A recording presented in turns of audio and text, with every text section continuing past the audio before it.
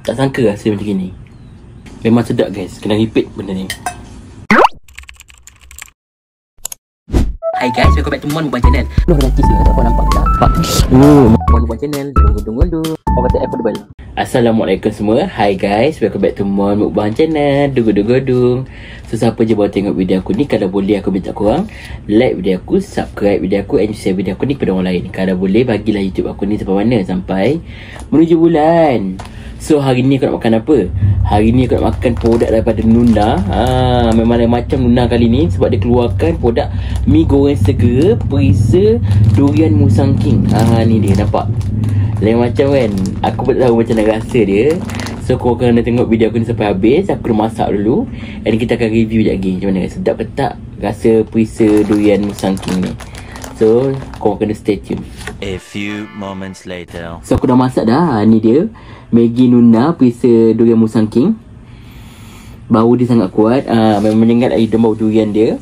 So sebenarnya Nuna ni, produk Nuna ni ada macam-macam lagi perisa. Ada perisa sate, nasi lemak.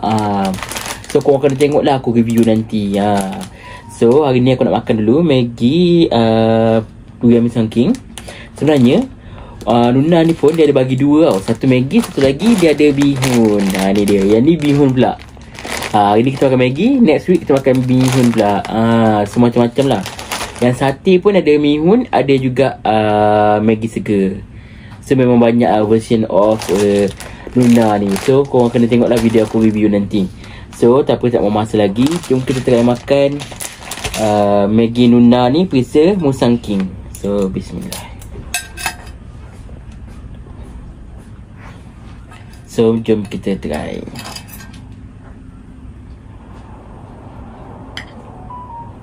Hey guys, kita makan bismillah.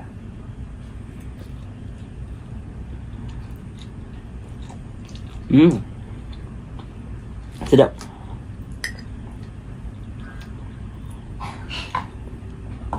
Rasa dia manis.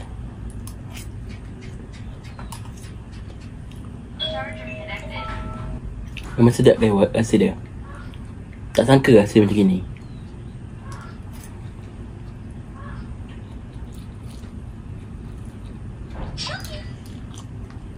Dia rasa manis, rasa lemak-lemak durian tu ada. Sangat sedap lah.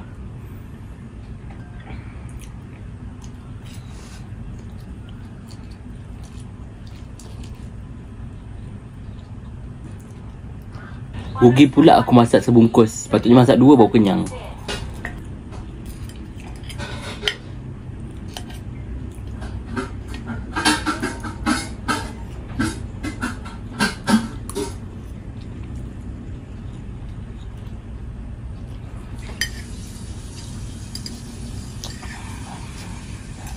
Memang sedap guys. Kena repeat benda ni.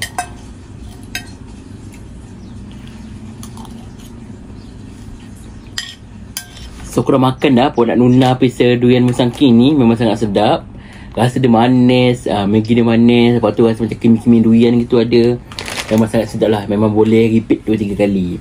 So bagi aku akan bagi 4.5 bintang. Memang sangat sedap.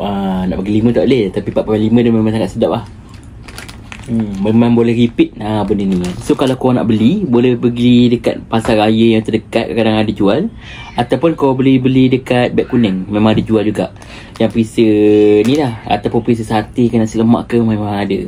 Semua ada. So memang sangat murah lah. Korang boleh try beli benda ni, memang sangat sedap. So aku rasa cakap ni konten aku pada hari ni. Jangan lupa untuk korang like video aku, subscribe video aku, and share video aku ni pada orang lain. Kalau boleh biarlah YouTube aku ni sampai mana? Sampai menuju Kalau boleh biarlah YouTube aku ni sampai mana? Sampai menuju bulan.